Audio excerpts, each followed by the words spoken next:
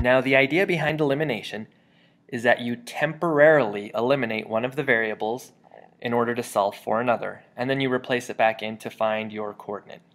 Let's take a look at the first example. Here we have a common term between 4x plus y equals 17 and 2x plus y equals 11.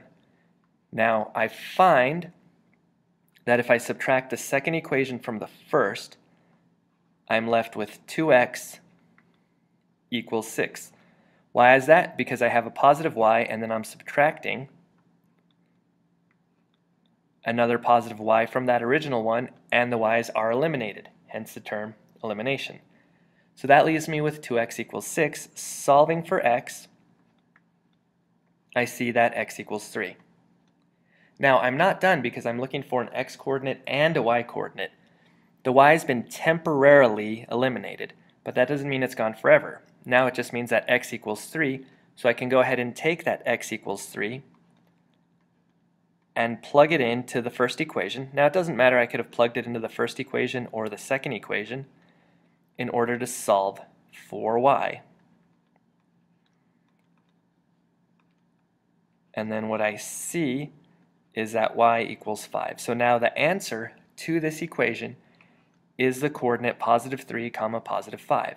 Now a good strategy or a good suggestion is to plug this in to both equations just to check your work to make sure everything makes sense. So if I plugged it into the first equation, I get 4 times 3 plus 5 equals 17. That's true. Also 2 times 3 plus 5 equals 11. So just a quick check to make sure that your answer is right.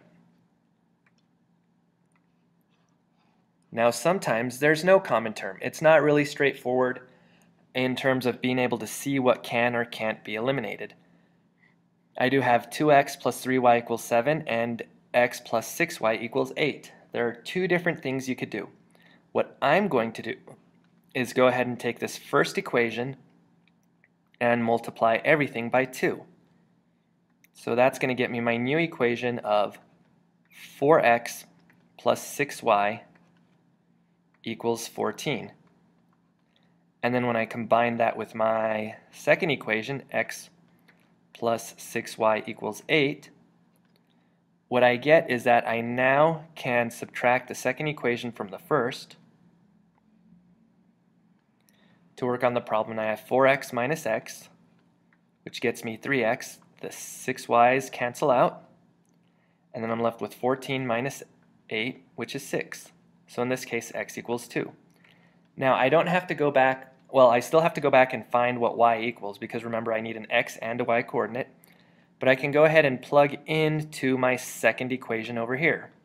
I know x equals 2, so I'm going to say 2 plus 6y equals 8, and then I'm going to go ahead and solve for y. I subtract 2 from both sides.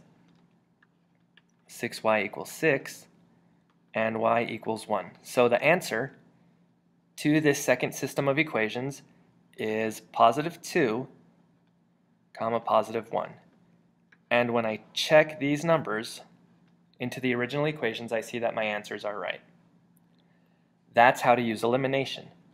So now I have a challenge for you. What I would like you to do is solve this following system of linear equations using elimination. What I recommend that you do is to find a common multiple of 6 and 9, because I believe that'll be easier than finding a common multiple of 7 and 13.